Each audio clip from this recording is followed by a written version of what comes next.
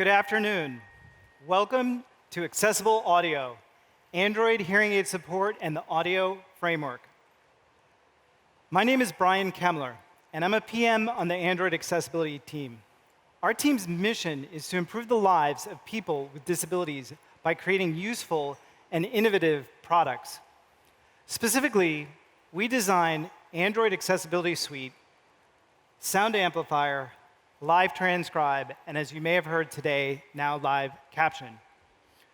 In the last year and a half, we've invested heavily in making audio on Android more accessible, and so we're going to be focusing on that in this talk. I'm here today with an awesome cast of characters, our engineers and product managers, Ricardo, John, and Stanley. So we are going to talk not only about what we've done, but about what you can do with the work that we've created by leveraging the Android audio framework. First, I'm going to walk you guys through hearing loss, literally and figuratively. So we're going to talk all about it to help you build empathy and actually hear or experience what that is like.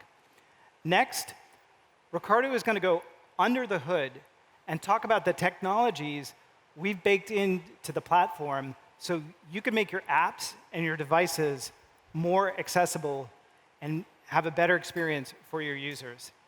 Lastly, John and Stanley are going to get up and talk about hearing aid support and how to create the best experience possible, whether you're a device maker or an OEM. Now let's get started. So first, let's walk through and talk about what hearing loss is, how it affects people, and what we can do about it. So the scope of the problem is massive. 466 million people worldwide have hearing loss. If that were a country, that would be a bigger country than every country except for India and China. So that's bigger than the US. So this is a massive problem, and again, according to the World Health Organization, this is actually supposed to grow to nearly 1 billion people in the year 2055. So it can have a dramatic effect, not only on the people who have it, but also their friends, families, colleagues, and loved ones. These effects can include fatigue, social isolation, or reduced job or academic performance. Now, in my own life, both my dad in this picture and my best friend from university have hearing loss, and it's really made communicating with them difficult and challenging, and not only for them, but also for me. So what is hearing loss? How do we quantify or measure it? So this is an empty audiogram, and we're going to walk you through this. On the top, we have the normal range of hearing. At the very bottom, we have profound loss, and then we have different gradations in between. On the left, we have loud sounds at the bottom, and at the bottom, we have frequency measured in pitch, measured in hertz, from low to high, going left to right. This line is called the threshold of hearing. Anything above it, you cannot hear unless you're a dog or a dolphin, in which case dogs actually hear 3 times better than humans, and dolphins hear way better, something like 7 times better than humans, which is absolutely amazing. Now, I'm overlaying the regions in which music and speech occur. So we have a music region, a speech region, and anything outside of these 2 regions is in that threshold, what we can't hear. People with loss in the speech region may have difficulty interpreting speech, and similarly, if you have loss in the music region, you'll have difficulty interpreting music. So now let's focus a little bit on speech. On the left-hand side, we have low-frequency sounds. So these would typically be men's voices. So think baritones. On the right-hand side, we have high-frequency loss. So this would typically be women's voices, children's voices, think sopranos. This is called the speech banana, and I didn't make this up. This is like actually a thing. So this is where we hear consonants and vowels. And so you can see this little overlay where all of these letters literally sit. For English, persons with mild high-frequency loss will have difficulty hearing F, TH, and S. So in other words, a sentence like, "This is your fate," could become something completely unintelligible to anybody, like, you're 8. What does that mean? Nothing. So that's how you can experience hearing loss. And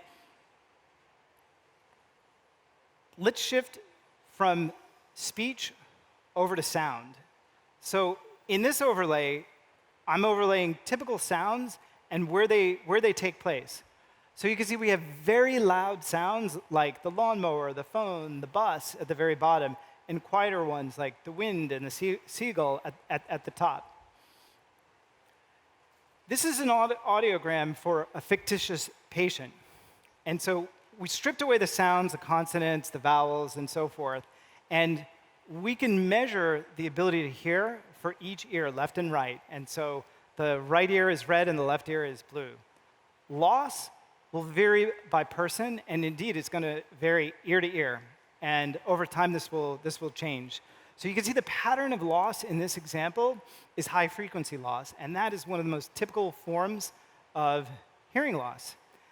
Now we're laying everything on top. So we have the sounds, we have the audiogram, and basically everything down and to the left is going to be audible for this person. Everything up and to the right is going to be inaudible. So they can hear the bus, the baby, and the phone, but they cannot hear the seagull or the clock and the wind.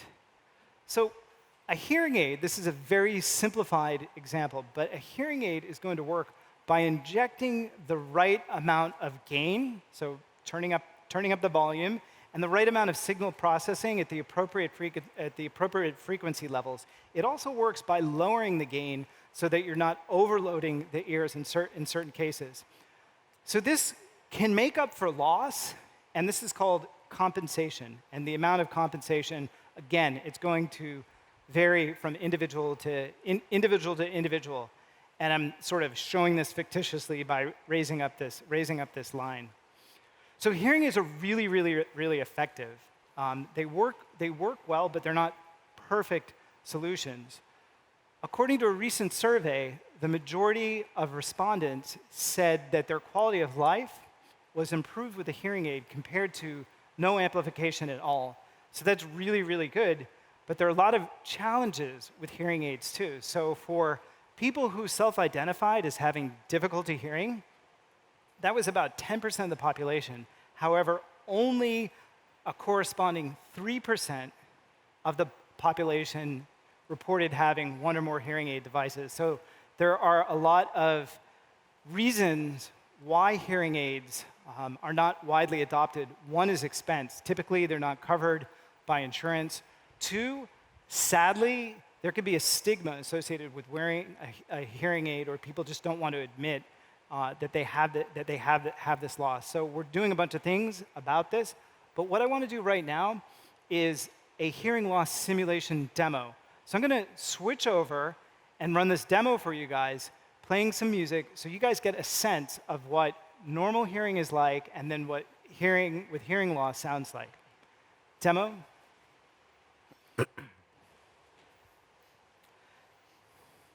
So I'm going to play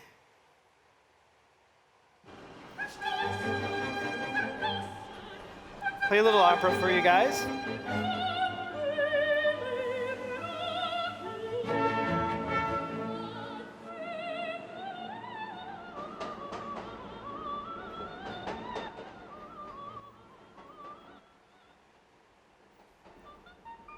So right now, using our hearing loss simulator, I basically, in a very simplistic sense, turn the volume down, even though the audio was still playing.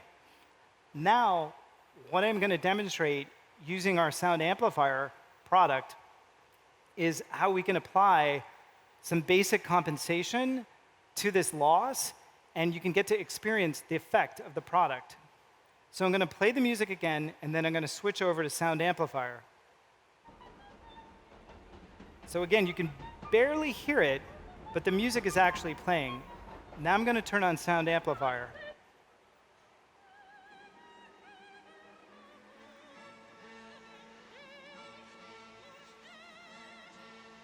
Is it running? Is it running sound amplifier? What's that? Engage, enable sound amplifier.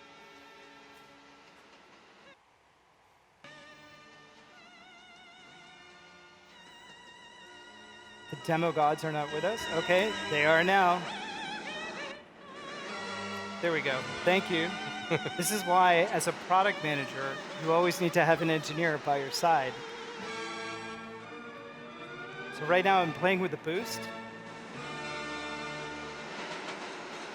And a user would simply use this by finding the right combination of the settings. Let's get a little more Mozart. And we can reduce the sound. With a sound amplifier, there we go. Thank you. Back to the slides, please. So sound amplifier is not a hearing aid, but we do use machine learning to process audio in real time in order to make listening a little easier. It'll add gain in quiet situations, and it'll also help reduce distracting background noise. Sound amplifier is free, and you need nothing more than a set of wired headphones to boost the sound of a faraway speaker, a TV, the movie, or reduce the noise of an annoying heating, ventilation, and air conditioning system. Sound amplifier dramatically lowers the barriers to entry for somebody who can't afford, doesn't have, or forgets the batteries to their hearing aids. So now that we've understood a little bit more about hearing loss, Ricardo's going to discuss how you can use some of the technology under the hood of sound amplifier to make your products more accessible for everybody. Ricardo? Thank you, Brian. So, hello, I'm Ricardo Garcia. I'm a software engineer in the Android Audio Frameworks team, and I'm also the tech lead for the sound amplifier project that you just saw. So today in this segment, we are going to talk more about how to build sound enhancement in your own applications. So the question is, when would you like sound enhancement? There are many, many situations where your applications can benefit from this. One example is the one that we just saw, that when you have a sound amplification application, you would like to take a microphone input and process the sound and somehow enhance that sound, bring some soft sounds up, take some very loud sounds and put them down, something that you would like to process in that way. Sometimes also, let's say that you are building your own Android device, a speaker or something that has a headphone, and you would like to tune how that speaker or that headphone sounds. You would like to voice that speaker and make it have a certain frequency profile. Another application will be, let's say that you are building an Android TV, and you would like to implement the TV midnight mode. You are watching a movie at home at midnight, and watching the movie, and you have very loud sounds and explosions, but you also have someone whispering right there. You would like to have some dynamics processing that is going to bring up the very soft sounds and is going to bring down the very loud sounds, so everything sounds better and your partners at home will not kick you out of home. Or you want to have a media player application, and you would like to level the loudness from song to song, from video to video. You can build these kind of applications, and you can use sound enhancements to make the experience better for your users. So in this section, we are going to have three major things. The first one is a little reminder of what we have about the dynamics processing effect, the DPE, that we introduced last year. We are going also to show the code of an equalizer app, a simple application just doing an equalization. And we are going to have a look inside of our very own sound amplifier, especially how we control the parameters, how we do the noise reduction. And the goal is that with all these tools, you could actually go out and build your own sound amplifiers and distribute them to your users. So to start with the refresher, the dynamics processing effect, DPE for short, because I'm going to say that many times today.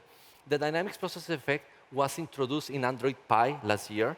And we also had a talk in Google I/O, which has a little bit more content than this one, but it's a good reference to have. with the dynamics processing effect, we have a very flexible architecture that will allow developers to implement dynamic processing effects in the way that you want to implement them. For example, we process the sound by channels. If you have left and right, you will have 2 channels in there. So we are going to do some processing on each one of the channels. And in the channels, we have 4 blocks, 4 modules that can be used for sound processing. We have a pre-EQ, an equalizer that can shape the frequency response of the sound. We have a multiband compressor that allows for different frequencies to treat the sound in different ways.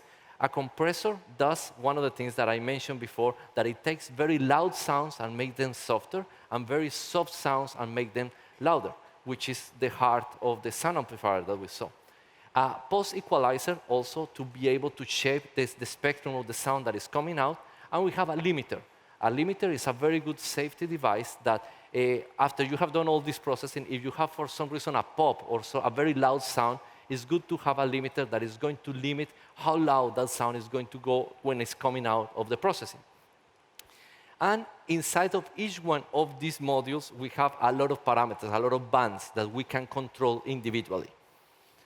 And in addition to that, we have many channels. So as you see, our architecture will allow us to actually have a lot of channels, a lot of stages, and a lot of parameters in each one of them, which is kind of difficult to control, but it gives you a lot of power to port your algorithms into this platform. Going into code, I want to show how this is instantiated. First, we introduce our dynamics processing effect. We import the dynamics processing effect module in your Java code. Then we are using the builder design pattern, where we are going to configure what we want the dynamics processing effect to do, and then we actually create the dynamics processing effect. In this case, we are saying that we want to favor frequency resolution instead of time domain. We have different flavors of processing.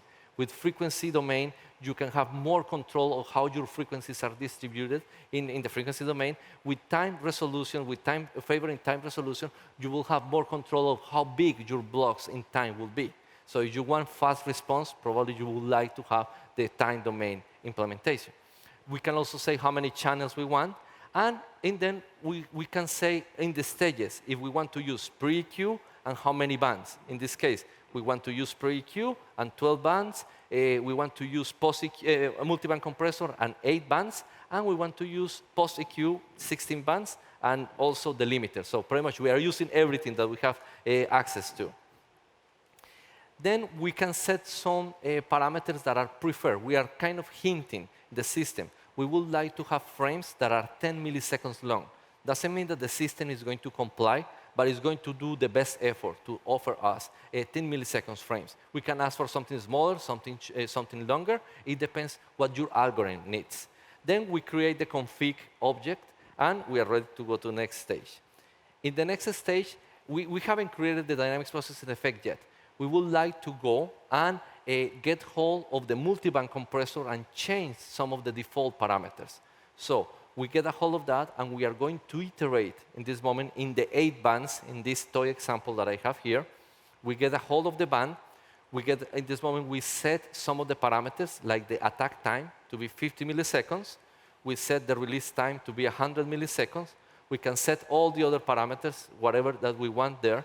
And this can really mimic the algorithms that we already have in place, or the specs that your sound designers or your sound engineers require for your application. And finally, we are going to create the dynamics processing effect. The one that I call my DPE, that one is my actual dynamics processing that is going to do all the signal processing. A very important part is that we have the session ID. And this is something that, as a developer, is going to give you the flexibility to create a media player or to start playing a sound and then create an effect and put them together because you are using the same session ID. And we are going to see that in the next example. So to recap, we are creating the dynamic processing effect, and we have access to a lot of parameters that we can control, either at init time or at runtime. At runtime, we can go and change what is the frequency that we want to affect, how much energy we want in each frequency. We can control everything real time.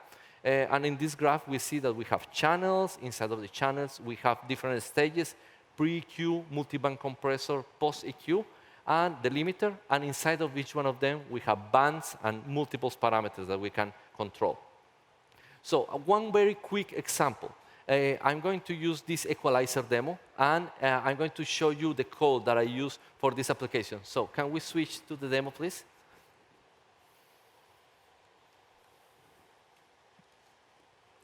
So I have a very simple application that is called equalizer. I'm going to play, so I'm not doing any hearing loss. I'm just wanting to play here.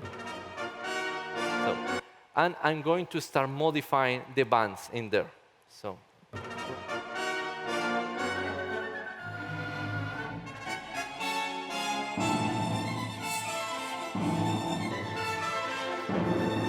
OK, that was the demo. So I just wanted to show that it's running, and I'm going to show you how it's working.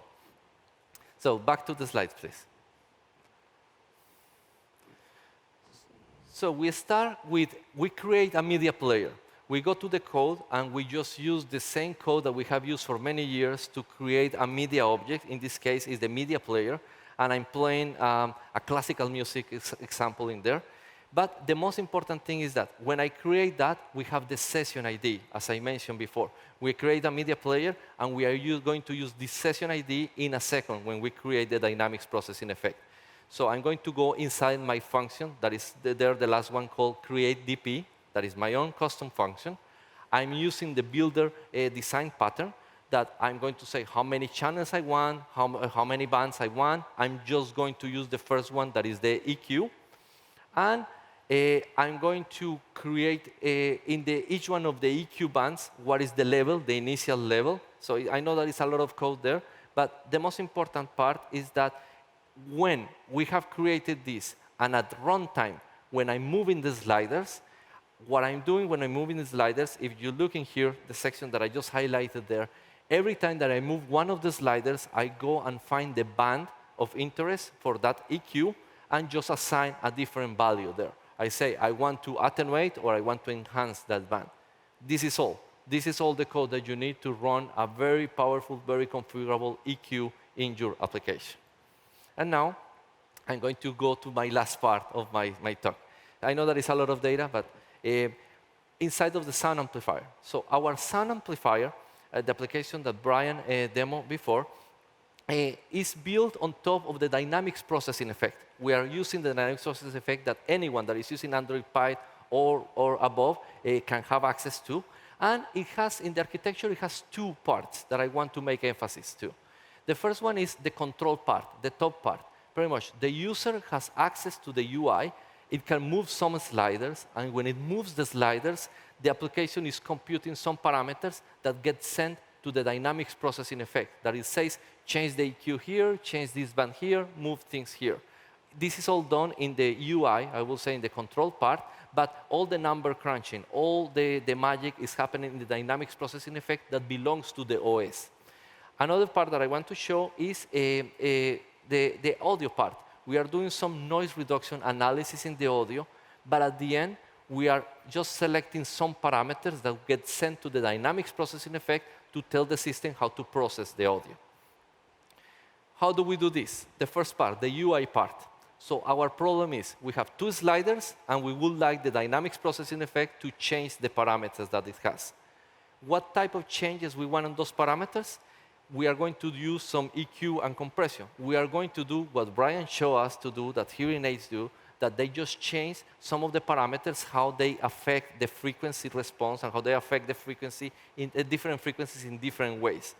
We can go, and in this case, the top curve is telling me to boost some of the low frequencies, and the bottom curve is telling me to apply some compression also to the low frequencies. But still, that's a lot of parameters for a user to control directly. We could simplify these curves by just saying, well, you know, let's take the slope of the curve. I'm just to represent the whole curve with all these parameters with a single number. And if I do that for both curves, I could plot that in a two-dimensional space. I could say the first curve is one number, the second curve is another number. I have an x, y coordinate, and I just represent that in that space as the circle that you see there. I could do the same for another curve, and it's a different point that I get in x, y coordinate. The same for another curve, another curve. So we can get a lot of curves that get represented, even though that they have a lot of parameters that get represented in the XY coordinate very simple. The magic and the beauty of this is that now, with an XY coordinate map, we can just take our boost and our fine-tuning, and we could pretty much navigate that XY coordinate space very easy, go and find what is the point that is closest to what the user wants, and that gets translated to a lot of parameters that get sent to the dynamics processing effect. So we're actually doing multidimensional mapping. We are taking something that has many dimensions and reducing that to 2 dimensions. Of course, this is a toy example. There is a lot of math involved in there, but I think that you get the idea. But one of the other important things that we did here is that we took many curves from many people, from many audiograms, and with those audiograms, we managed to come with all these curves that represent the kind of hearing enhancement that a lot of people will benefit from in the real world, when they're in a coffee shop, in a restaurant, on different places. Okay, and to finish, I want to talk a little bit about noise reduction. With noise reduction, what we do is, in the bottom part, we are get hold of the audio. We are looking at the audio that is coming through the microphone, but we would like to get rid of sounds that, especially, they are all there, like there for a long time. For example, that AC sound that is really annoying. So if we start looking at the spectrum of the sound, and we take one spectrum, then another spectrum, then another spectrum, we can see what is pretty much there for a long period of time versus something that changes a lot, like my voice, that is just there for a second and then it's not there the next instance. When we compute that, we can go and tell the DPE, these frequencies that have been there for a long time, please put them down and attenuate them. Now, just to recap, we look inside the dynamics processing effect, we build our own equalizer, and we talk about the sound amplifier, noise reduction, and the control UI. Now, we are going to go to John and Stanley to know more about Android hearing aid support. Thank you.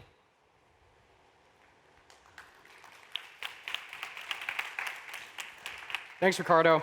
Let's talk about hearing aids. So first, I'm going to go over what the existing landscape looks like and where what we've built in fits in. And then I'm going to hand it off to Stanley, who's going to talk through exactly how to build this into your devices if you're an OEM or a hearing aid maker. So today, if you want to get audio from your Android phone to your hearing aids, it's not so easy. Typically, you'll need what's called a streamer. And this is a small piece of hardware that you wear on your body that allows the phone to relay an audio signal to the hearing aids. And the reason why this exists is because of battery life. So Bluetooth Classic is just not good enough for the power constraints of a hearing aid device, and we can't ask hearing aid users to replace the battery on the order of hours or days. And so what the streamer does is it will take a classic Bluetooth signal from the phone to the streamer, and then use a proprietary low-power link to send the audio to the hearing aids. But this introduces 2 problems. The first is that it's just simply something else to worry about. If you lose it or damage it, you're out of luck. And the second is it's another thing to keep charged. We have a growing ecosystem of devices. All of us have smartwatches, smartphones, tablets, and more. And to have yet another thing you need to plug in every night or every other night is a pain. Because if you wake up and it's not charged, you're out of luck. So we challenged ourselves to do better, and we worked really hard these past few months, and we think we really have. So you'll be able to take calls, stream music, all without an accessory, because we built direct streaming support for hearing aids right into Android.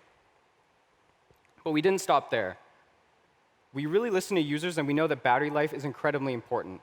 And so what we've actually done is challenged ourselves to build battery life into the hearing aids that's better than a regular headphone. And the team delivered. We've been able to deliver week-long battery life, even with streaming support. This isn't something that any headphone can do. So how did we do it? Well, Bluetooth Classic wasn't enough, so we had to go to something else. And we turned to Bluetooth Low Energy, or BLE for short. To get audio from the phone to the hearing aids, what we do is we actually open up 2 audio channels called Low Energy Connection-Oriented Channels, where we send the data. We have 1 channel per hearing aid device. And the benefit of using BLE over Classic is that all the power savings we get, we can push back to the user as battery life. So there's no need to recharge your hearing aids every single night. And in addition, all of the important ways in which you interface with your hearing aids are built directly into Android, which means right out of the box, you'll be able to pair, connect, and stream. So there's no need for a third-party app. We do really love third-party apps, though, because they allow you to enhance your listening experience. You can customize EQ and adjust your hearing profile based on where you are, whether you're in a restaurant, whether you're outside, or in a presentation like this. And so they're not going away. In fact, we've actually created some new APIs, which Stanley's going to talk through, to make your life easier and to make hearing aid companies, to enable them to build really killer apps. So we'll be launching with support for select GN hearing aids and cochlear implantables. And we're really excited about these partnerships. We've worked super hard with these companies over the past few months to build some killer products that we think users are going to love. But we're also excited for all of the other hearing aid companies that are in the pipeline. So keep your eyes out for other people and companies who will be showing up here within the next few months.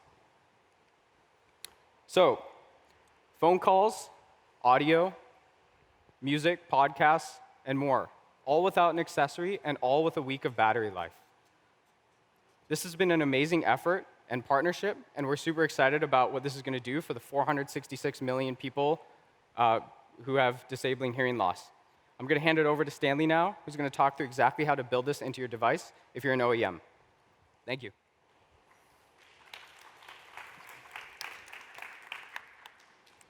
Thanks, John. I'm Stanley from the Android Bluetooth team. I'll be talking through how Android devices can support hearing aid directly. So the very first thing is that go and look at our open and publicly available Android hearing aid specifications in a given link here. Once you have read the spec, you want to make sure that the Android device that you want to build upon can support ASHA. I'll be going through the list of requirements a bit later. Then reach out to Google to receive reference hearing aid devices for your testing. All our development is done in open source and on the AOSP code base.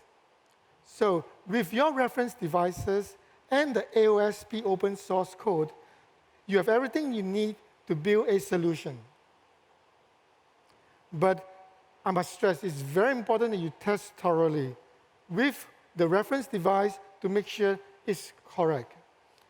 Our test plan will be made available for you shortly to test for both quality and interoperability. So let's talk about what are the Android platform requirements. Really good news. There is no new hardware or Bluetooth chip firmware needed to support ASHA. You just use any BT6 compliant Bluetooth chipsets. We didn't want to define any new vendor-specific HCI commands. That means you could still use the generic Bluetooth firmware that's provided from your chip provider. However, we do prefer a BT 5.0 chipset. As John has mentioned, we are using the LE connection-oriented channels, or COC for short. You want to make sure that your implementation of COC is good on your Android platform. Therefore, please run the following two tests, the CTS verifier and the ACTS test. We have written special tests on COC for you. Now, do approach your Bluetooth chip vendor and make sure they honor these two parameters. They are called the min CE parameter and the max CE parameters. So these two parameters are used whenever the connection parameters are updated. So it's important they honor it so that you have good quality audio. Lastly, for your audio HAL module, please make sure you implement these two new audio routes that is needed for hearing aids. That's it. No, like I say, no new hardware. Now, if you are hearing aid makers, the following slides have useful information on how to build a ASHA-compatible device. Firstly, go read our open and publicly available ASHA spec. It was posted there since last August. To start building, you need to obtain a Pixel 3 phone running Q, since Pixel 3 will be the first phone to support ASHA. As I've said before, our implementation is open source and in the AOSP source code. Please look at AOSP to see how we implement the audio source, and this should help you to implement your audio sync. We have built new APIs in Android Q to make your life easier. Remember to use these APIs when writing your app. I'll talk more about these APIs in a bit. Finally, I must stress, test thoroughly. We'll be releasing our test plans, and we'll also be compiling common issues and sharing them as a FAQ to make life easier. Let's talk about the new APIs. So for Android Q, we have defined a new Bluetooth profile called the hearing aids profile. So with this new profile, your app can detect whether the phone has hearing aid support or not. This new APIs allows your app to install, manage, configure the paired devices.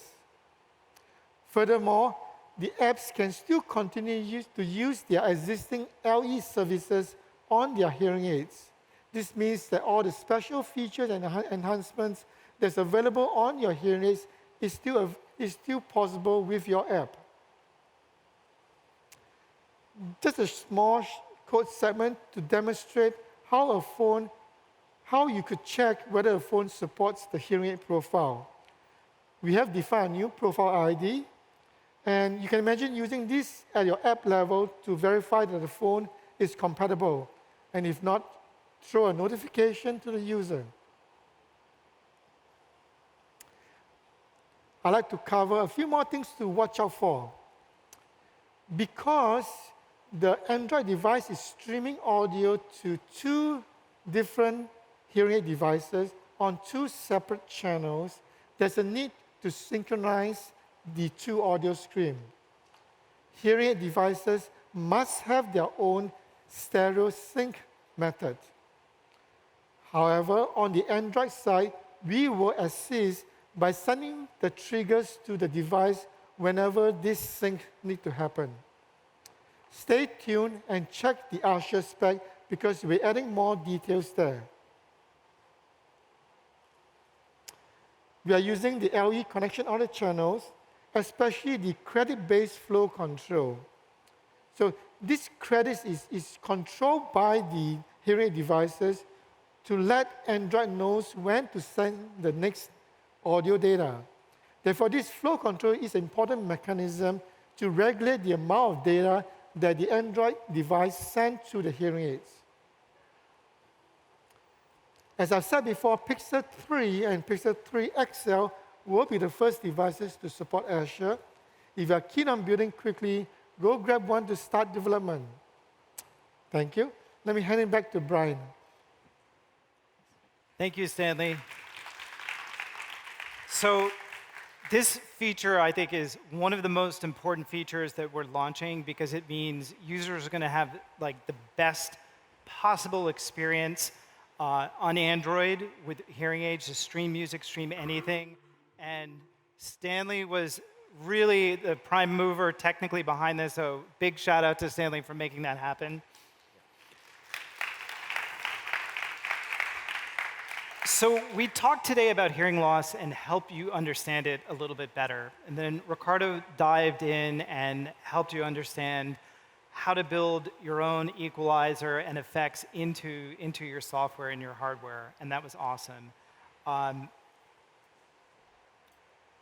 Running out of time, so if you guys are interested, we have another talk tomorrow, Demystifying Android Accessibility Development, which is a very developer-focused talk, tomorrow at 9:30 a.m. on stage 7.